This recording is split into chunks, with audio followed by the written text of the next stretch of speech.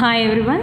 Already previous క్లాస్లో ఏంటండి intersection of plane and cone concept నేర్చుకున్నాం. సో నెక్స్ట్ కాన్సెప్ట్ ఏంటంటే వర్టెక్స్ గైడింగ్ కర్వ్ ఇస్తాడండి. వర్టెక్స్ కోన్ తాలూకా వర్టెక్స్ గైడింగ్ కర్వ్ ఇచ్చేసి కోన్ ఈక్వేషన్ ఎలా ఫైండ్ అవుట్ చేయాలనేది ఈ కాన్సెప్ట్ నేర్చుకుందాం ఇప్పుడు. సో అందులో ఫస్ట్ ప్రాబ్లం ఏంటి అంటే find the equation of the cone. Find the equation of the cone with vertex 5, 4, 3 and guiding curve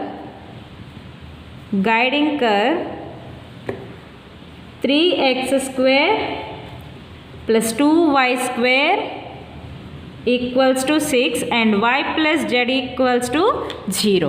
so ఏమన్నాడండి, వర్టెక్స్ ఇచ్చేసాడు, గైడింగ్ కర్వ్ ఇచ్చాడు, మనల్ని ఏం ఫైండ్ అవుట్ చేయమన్నాడు, కోన్ ఈక్వేషన్ ఫైండ్ అవుట్ చేయమన్నాడు. సో ఎలా చేయాలో నేర్చుకుందాం. సో ముందు డయాగ్రామ్ తీసుకుందామండి. కోన్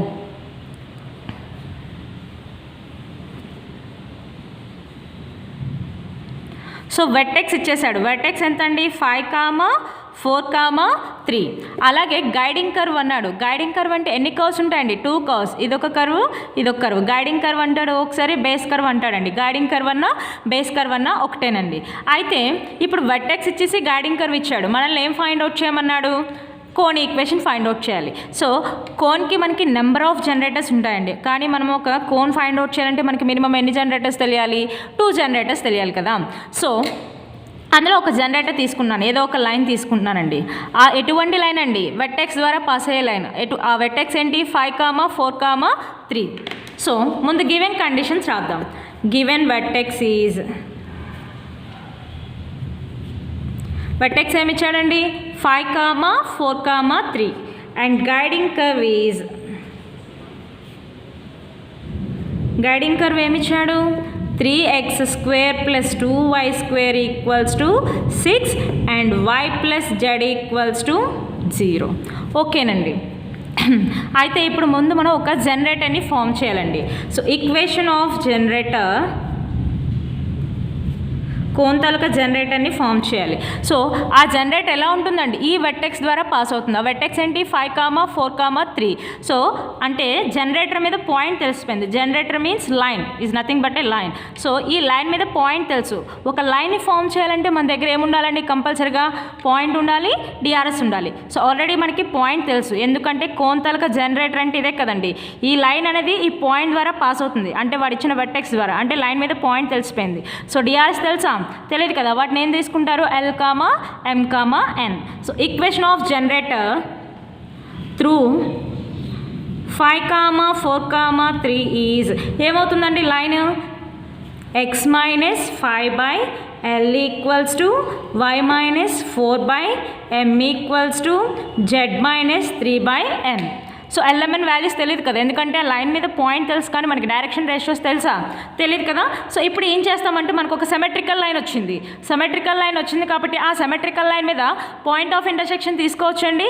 ఎలా తీసుకుంటారు, ఆ symmetrical line equals to T అనుకుంటే పాయింట్ ఆఫ్ ఇంటర్సెక్షన్ ఏమొస్తుందండి, x, y, z ఈక్వల్స్ ఏమొస్తుంది, LT plus 5, MT plus 4, NT plus 3. అంతేనండి. అంటే ఈ జనరేటర్ తీసుకున్నాం అనుకోండి, ఈ జనరేటర్ మీద పాయింట్ ఆఫ్ ఇంటర్సెక్షన్ అంటే ఈ జనరేటర్ మీద ఎక్కడో ఒకటి వస్తుంది. ఈ జనరేటర్ అనేది ఈ కర్వ్ని టచ్ చేస్తుంది కాబట్టి ఆ జనరేటర్ మీద వచ్చిన పాయింట్ ఆఫ్ ఇంటర్సెక్షన్ అనేది ఈ కర్వ్ ద్వారా పాస్ అవుతుందా, పాస్ అవుతుంది, పాస్ అవుతుంది కదా. అంటే మనకు వచ్చిన జనరేటర్ మీద వచ్చిన పాయింట్ ఆఫ్ ఇంటర్సెక్షన్ని వాడిచ్చిన కర్వ్లో సబ్స్టిట్యూట్ చేయొచ్చండి. సిన్స్ ఈ పాయింట్ ఆఫ్ ఇంటర్సెక్షన్ని సమ్ P అనుకోండి, ఇక్కడ ఎక్కడో వస్తుంది కదా P. ఎందుకు అంటే ఈ లైన్ అనేది కర్వ్ని టచ్ చేసిందంటే ఈ లైన్ అనేది కర్వ్ ద్వారా పాస్ అవుతుంది. ఈ లైన్ అనేది కర్వ్ ద్వారా పాస్ అయినప్పుడు ఆ లైన్ మీద వచ్చిన పాయింట్ ఆఫ్ ఇంటర్సెక్షన్ కూడా ఈ కర్వ్ ద్వారా పాస్ అవుతుంది కదా. అంటే ఆ పాయింట్ ఆఫ్ ఇంటర్సెక్షన్ని కర్వ్లో సబ్స్టిట్యూట్ చేయొచ్చండి. Since P lies in the above curve is substitute చేయండి, ఏమొస్తుంది, 3 into x అంటే ఎంత, LT plus 5 whole square plus 2 into y అంటే ఎంత, MT plus 4 whole square equals to 6. That and y అంటే ఎంత mt ప్లస్ 4 ప్లస్ జెడ్ అంటే nt plus 3 equals to 0. So ఇప్పుడు మనం ఏం చేయాలంటే దీని నుంచి టీ వాల్యూని ఫైండ్ అవుట్ చేయాలండి. సో టీ వాల్యూని ఎలా ఫైండ్ అవుట్ చేస్తామంటే ఈ రెండిట్లో ఏం కామన్ తీయచ్చు, టీ కామన్ తీస్తే వస్తుంది m ప్లస్ n. 4 ప్లస్ 3 అంటే ఎంత 7. So t into m plus n equals to plus 7 అంటే వెళ్తే అవుతుంది -7 అంటే టీ ఈక్వల్స్ టు ఏమొచ్చింది -7/m ప్లస్ n. ఈ టీ వాల్యూని ఎందులో సబ్స్టిట్యూట్ చేస్తారు, ఈ సెకండ్ డిగ్రీ ఈక్వేషన్లో సబ్స్టిట్యూట్ చేసి కంప్లీట్గా మనం ఏం చేయాలి, టీని ఎలిమినేట్ చేసేయాలి. సో చేయండి ఏమొస్తుంది 3 ఇంటూ l ఇంటూ టీ అంటే ఎంత -7/m plus n whole square plus 2 into plus 5 కదా ఎల్టీ సారీ సో ఏంటండి 3 ఇంటూ l ఇంటూ టీ అంటే ఎంత -7/m plus n plus 5 whole square plus 2 into m into t అంటే ఎంత -7/m plus n plus 4 whole square equals to 6. So 3 into ఓవరాల్గా LCM ఎంత అవుతుందండి m plus n అంటే వస్తుంది -7l plus 5m plus 5n whole square plus 2 into LCM ఎంత m plus n కదా అంటే ఏమవుతుంది -7m plus 4m plus 4n whole square equals to 6. So ఈ m ప్లస్ అన్ని అటు పంపించేయండి. ఏమవుతుంది అప్పుడు 3 into -7l plus 5m plus 5n whole square plus 2 into -7m plus 4m plus 4n whole square equals to 6 into m plus n whole square. Already మనకి values తెలుసండి. L value ఎంత x-5, m value y-4, n value z-3. Substitute చేయండి ఏమొస్తుంది 3 into -7 into l అంటే ఎంత x-5 plus 5 into m అంటే ఎంత y-4 plus 5 into n అంటే ఎంత z-3 whole square plus 2 into -7 into m అంటే ఎంత y-4 plus 4 into m plus 4 into m అంటే ఎంత y-4 ప్లస్ 4 ఇంటూ n అంటే ఎంత z-3 whole square equals to 6 into m అంటే ఎంత y-4 ప్లస్ n అంటే z-3 whole square.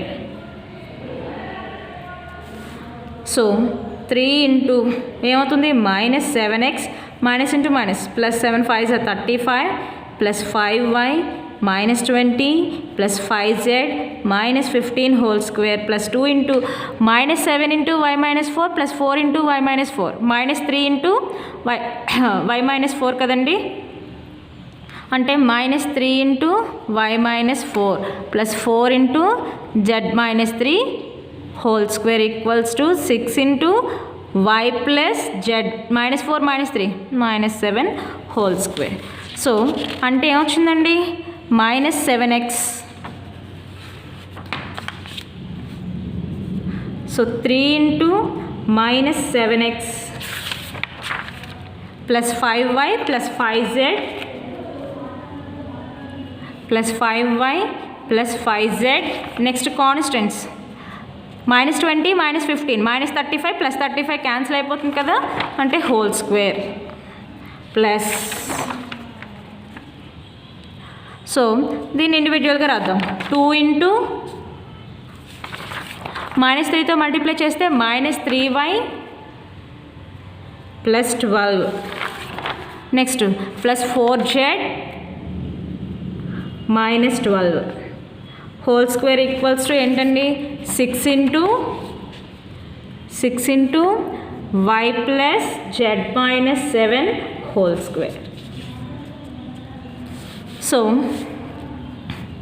3 into -7x plus 5y plus 5z whole square plus 2 into -3y plus 4z -12 plus 12 cancel అయిపోతుంది కదండి equals to 6 into y plus z-7 whole square. So expand చేయండి, దీన్ని A, దీన్ని B, దీన్ని C అనుకుంటే A plus B plus C whole square. A square అంటే ఎంత?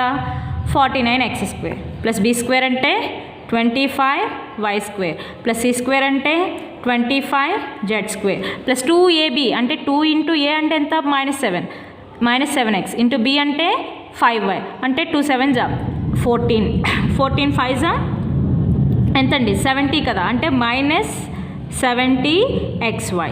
Next 2bc 2 5 జా 10 5 జా 50yz ప్లస్ 2ac 2 7 జా 40 14 5 జా 70 అంటే -70zx -70. సో నెక్స్ట్ దీన్ని ఎక్స్పాండ్ చేయండి, A minus B whole square కదా. So 2 into A minus B whole square formula ఏంటి? A square plus B square minus 2ab. So A square అంటే ఎంత? 3y హోల్ స్క్వేర్ అంటే ఎంత? 9y square plus B square అంటే 16z square plus 2 minus 2ab అంటే ఎంత? -2 3 జా 6 6 4 జా 24yz. That equals to 6 into ఇదేంటండి? A plus B plus C whole square కదా. సో అంటే ఏమవుతుంది? ఏ స్క్వేర్ అంటే Y square plus B square అంటే Z square plus C square అంటే 49 ప్లస్ 2ab అంటే ఎంతండి? 2yz ప్లస్ 2bc అంటే -14z ప్లస్ 2ac అంటే -14y. సో క్యాలిక్యులేట్ చేయండి. 349 ఎంతండి?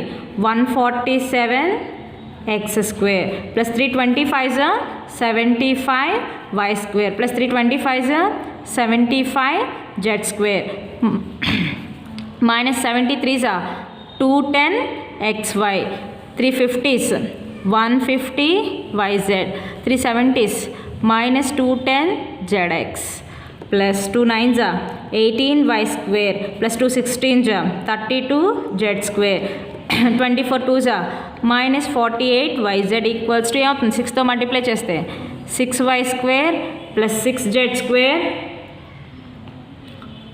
Next 6 2s 12yz 4.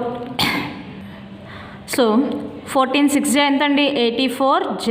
Next 14 6 84y. ఇంకా కాన్స్టెంట్ ఉండిపోయింది. 49 6 294 అండి. సో ఇప్పుడు ఇవి క్యాలిక్యులేట్ చేద్దాం.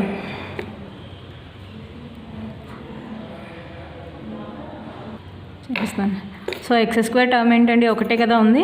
So 147x square. So next y square term 75y square plus 18y square అంటే ఎంత? 93y square minus 6y square అంటే ఎంత అవుతుంది?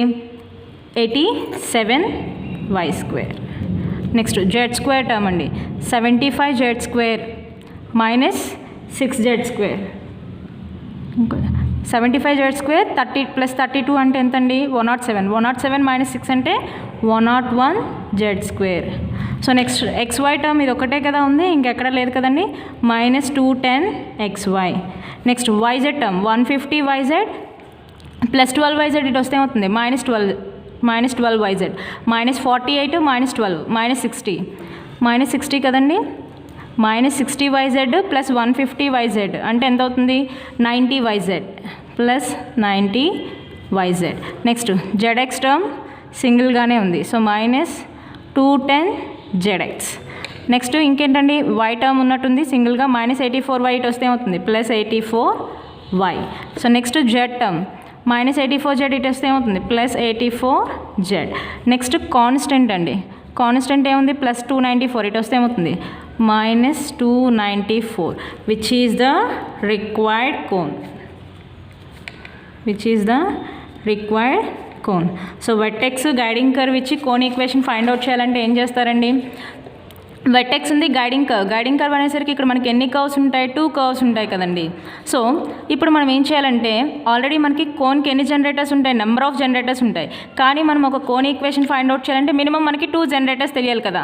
సో అందులో ఒక జనరేటర్ని తీసుకుంటున్నానండి. సో ఈ జనరేటర్ అనేది వెర్టెక్స్ ద్వారా పాస్ అవుతుంది కదా, అంటే జనరేటర్ మీద పాయింట్ తెలిసిపోయింది. Generator is nothing but A line. ఒక లైన్ని ఫామ్ చేయాలంటే మన దగ్గర ఏముండాలి? పాయింట్ ఉండాలి. At the same time direction ratios కూడా ఉండాలి. పాయింట్ అయితే ఉంది, డైరెక్షన్ రేషియోస్ తెలుసా? తెలియదు కదా. ఆ డైరెక్షన్ రేషియోస్ ఏమనుకుంటాం, LMN అని తీసుకుని ఒక లైన్ని ఫామ్ చేస్తే ఆ లైన్ ఏమొస్తుందండి, x-5/L equals to y-4/m equals to z-3/n. So ఇది ఒక సిమెట్రికల్ లైన్ కదా. సో ఈ సిమెట్రికల్ లైన్ మీద పాయింట్ ఆఫ్ ఇంటర్సెక్షన్ తీసుకోవచ్చు కదండి. ఎలా తీసుకుంటారు, ఆ symmetrical line equals to t అనుకుంటే పాయింట్ ఆఫ్ ఇంటర్సెక్షన్ ఏమవుతుంది, x, y, z equals to LT + 5, MT + 4, NT + 3. So ఈ లైన్ అనేది కర్వ్ని టచ్ చేసిందంటే ఆ లైన్ అనేది కర్వ్ ద్వారా పాస్ అవుతుంది కదండి. సో ఆ లైన్ అనేది కర్వ్ ద్వారా పాస్ అయ్యేటప్పుడు ఆ లైన్ మీద వచ్చిన పాయింట్ ఆఫ్ ఇంటర్సెక్షన్ కూడా ఈ కర్వ్ ద్వారా పాస్ అవుతుంది కదా. అంటే మనకు వచ్చిన పాయింట్ ఆఫ్ ఇంటర్సెక్షన్ని ఈ కర్వ్లో సబ్స్టిట్యూట్ చేయొచ్చండి. చేస్తే ఏమొస్తుంది, 3 × x అంటే ఎంత, LT + 5 whole square plus 2 × y అంటే ఎంత, MT + 4 whole square equals to 6. And y అంటే ఎంత, MT + 4 ప్లస్ z అంటే ఎంత, NT + 3 equals to 0.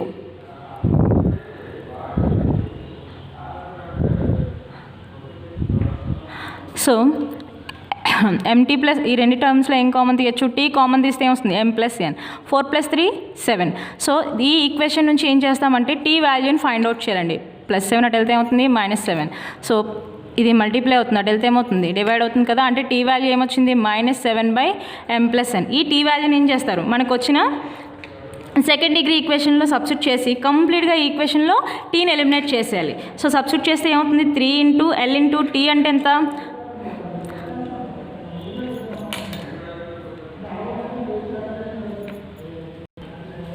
3 × L × t అంటే ఎంత, -7/m + n plus 5 whole square plus 2 × m × t అంటే ఎంత, -7/m + n plus 4 whole square equals to 6. LCM ఏమవుతుందండి, m + n whole square అయినా అటు పంపించండి. ఏమొస్తుంది అప్పుడు, 3 × -7l plus 5m plus 5n whole square plus 2 × -7m plus 4m plus 4n whole square equals to 6 × m + n whole square. కానీ మనకి cone equation అనేది XYZలో ఉంటుంది, కానీ ఇక్కడ మనకి ఎందులో వచ్చిందండి, LMNలో వచ్చింది కదా. సో దీన్ని మనం ఏం చేయాలి, కంప్లీట్గా XYZలో కన్వర్ట్ చేయాలి. సో దానికోసం ఆల్రెడీ మనకి తెలుసు L వాల్యూ ఎంత, x-5, M value y-4, N value z-3. Substitute చేస్తే మనకి కంప్లీట్గా సబ్స్టిట్యూట్ చేసి సాల్వ్ చేస్తే మనకి XYZలో ఒక ఈక్వేషన్ వస్తుందండి. అదే మనకి ఏమవుతుందంటే రిక్వైర్డ్ కోన్. సో ఇందులో నెక్స్ట్ ప్రాబ్లమ్స్ నెక్స్ట్ క్లాస్లో చెప్తానండి. Thank you.